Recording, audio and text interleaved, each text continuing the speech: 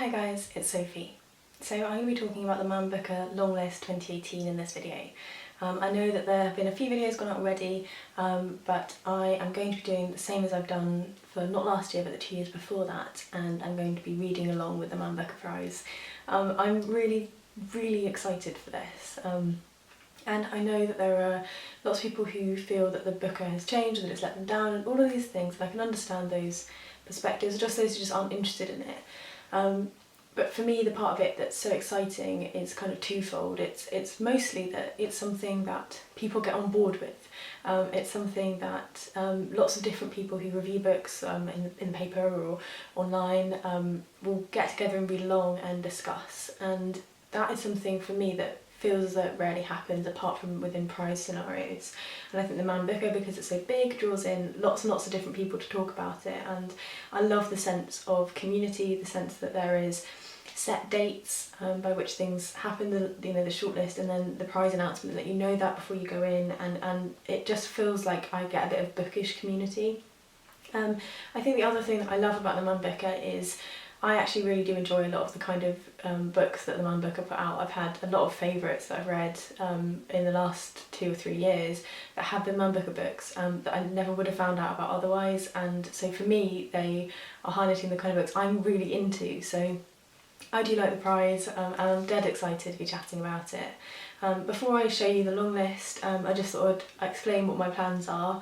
So I'm going to be trying to read as many from the long list as I can. I normally don't read all of them within the time of the prize, just because of time pressures, but I'll have a go, and any that I do read I will do a full review on, trying to keep it non-spoilery but in depth about the characters, the writing style, how the plot kind of goes along, and how I felt about it overall. I'll also do a shortlist predictions, probably, hopefully I can do that, and then maybe chat a little bit about what I thought about the shortlist in that same video. And I'll do a winner's prediction, and I'm planning on doing a live show of the results being announced. So I normally watch it live, but I thought it could be fun, rather than recording it and uploading it, to actually do a show live of me watching it. So yeah, let me know in the comments if there's anything of that you think sounds silly or stupid, but that's my plan at the minute.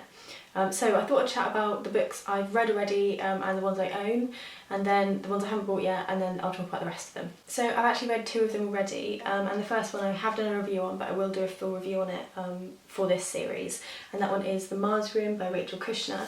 If you haven't seen my review of it, it's essentially a book about a woman who goes into a women's prison for a crime that is sort of unknown at the outset, and it is sort of discussing what it's like for women within the prison environment, and also dealing with the kind of interpersonal loss of the fact that her young son has been separated from her, and she's, while she's in prison, unable to know sort of anything about where he is or how he is.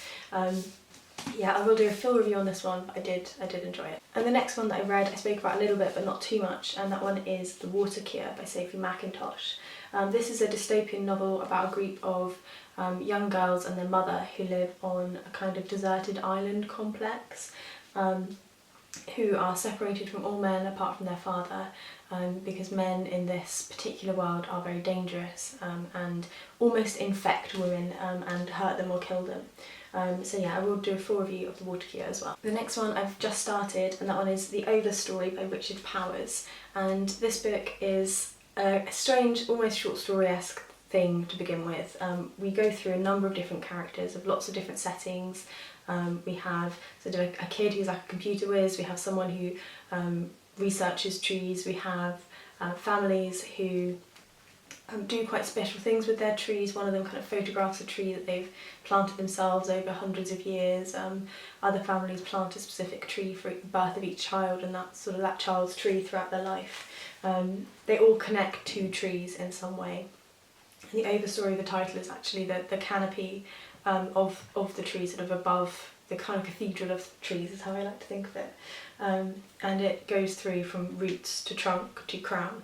So we're kind of going through this story, and I believe I'm still in roots, but the characters begin to come together and we understand how they're all interconnected.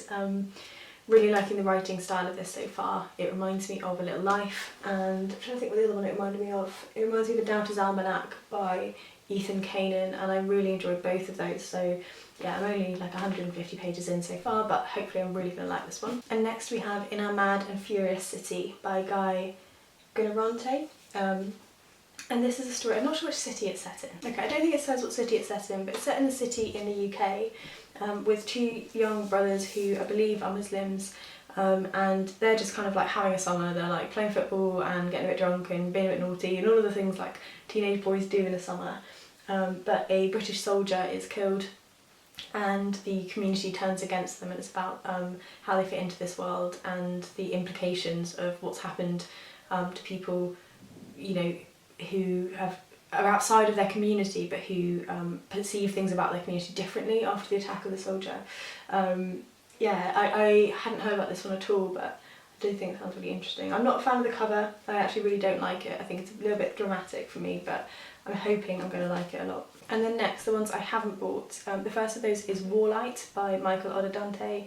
The reason I haven't picked this one up is twofold. I may well pick it up, but the reasons are I tried to read The English Patient many times when I was younger, when I was about 16, and couldn't get into it at all. Tried it on audiobook and everything.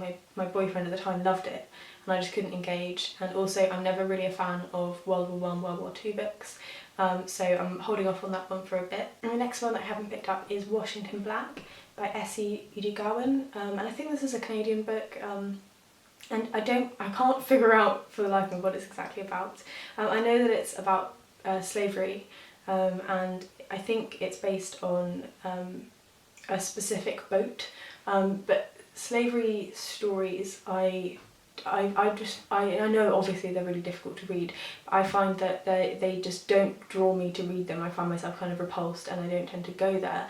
And I read a lot of books about horrible things, but something about slavery just really unsettles me, so I didn't jump to that one straight away, though it's also very long, which is the other thing, so it's kind of, if it had been a short one I might be able to kind of bear it for the length of it, but I'm going to hold back and see if that one goes onto the shortlist, I think. And the next one I didn't buy yet is Milkman by Anna Burns, though I do really want to read this one. I just set myself a money limit for buying the books all in one go.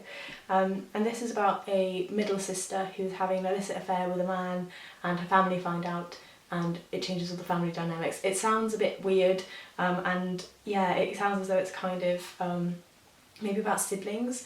It's quite a short one, and it's got that distance, I suppose, because the characters aren't named.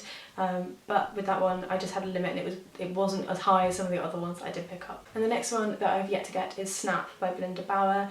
This is a thriller, and it's about a mother who leaves her children and then never comes back. And I think that we follow the child that is left.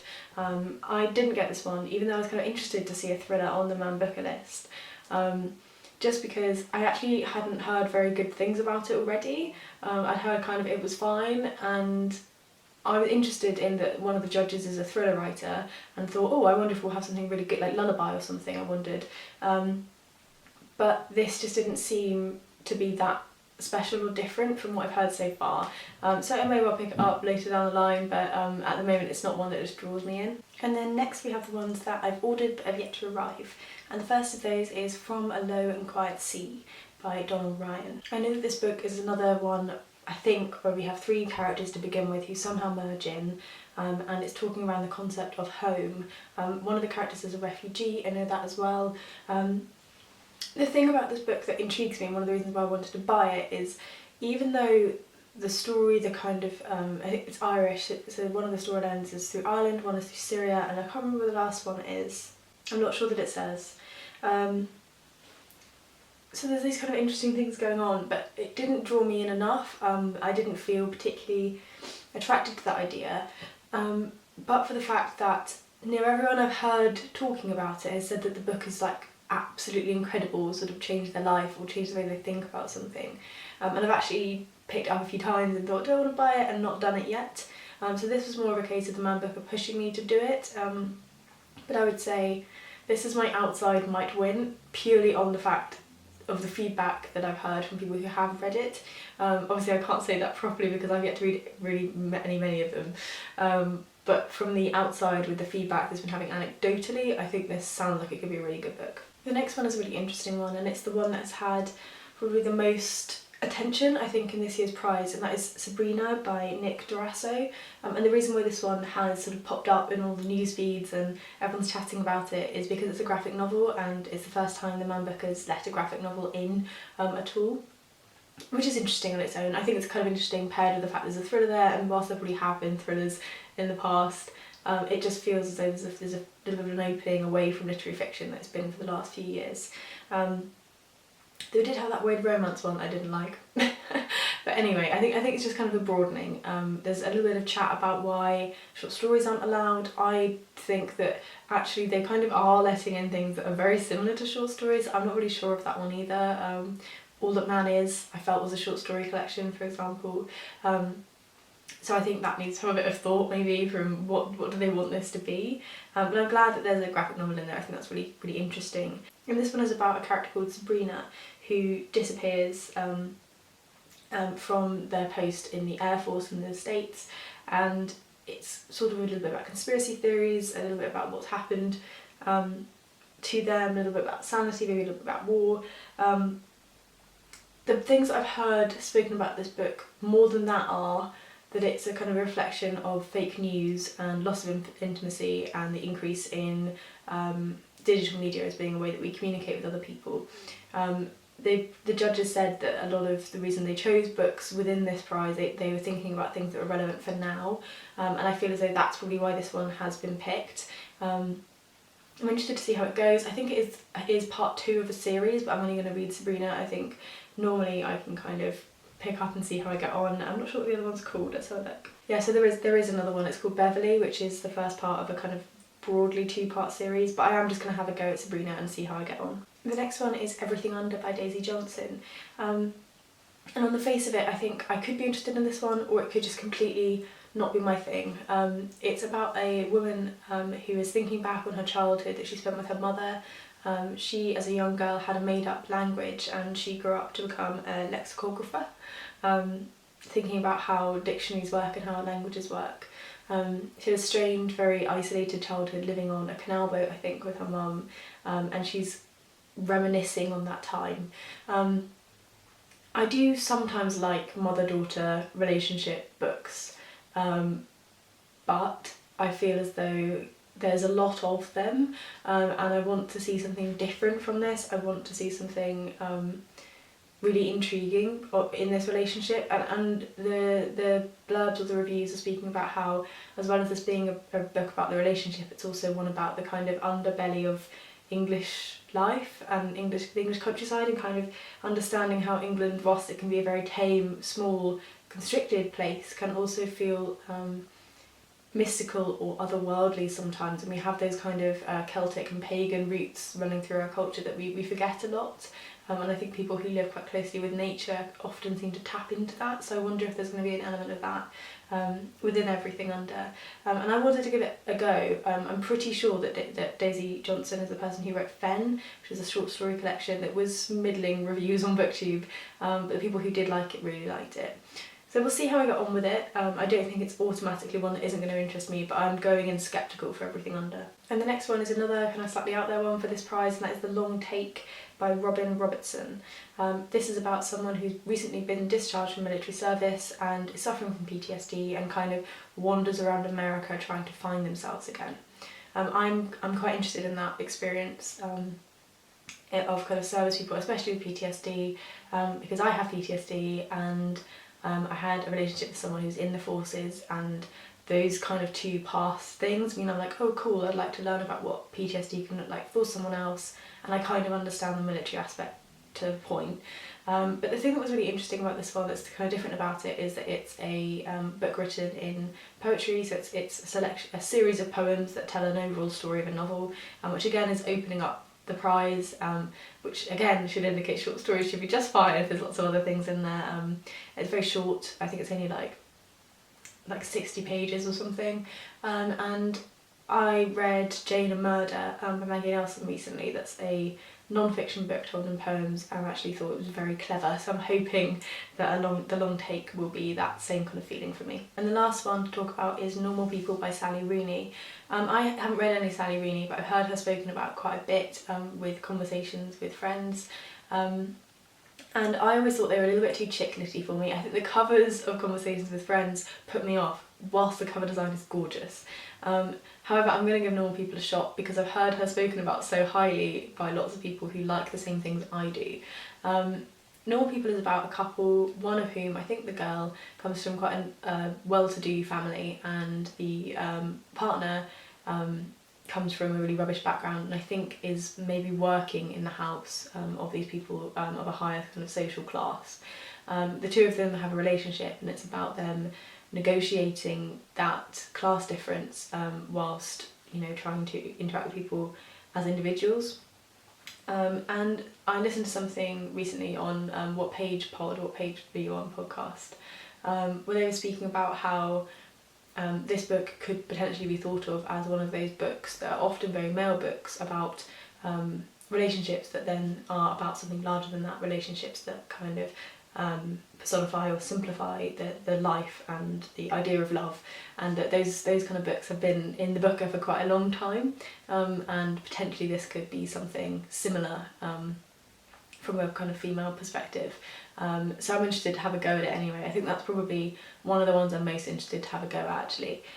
Yeah, so that has been the Manbooker Longlist for 2018. It's been a really rambly video, but I just wanted to get my thoughts out and just share some excitement.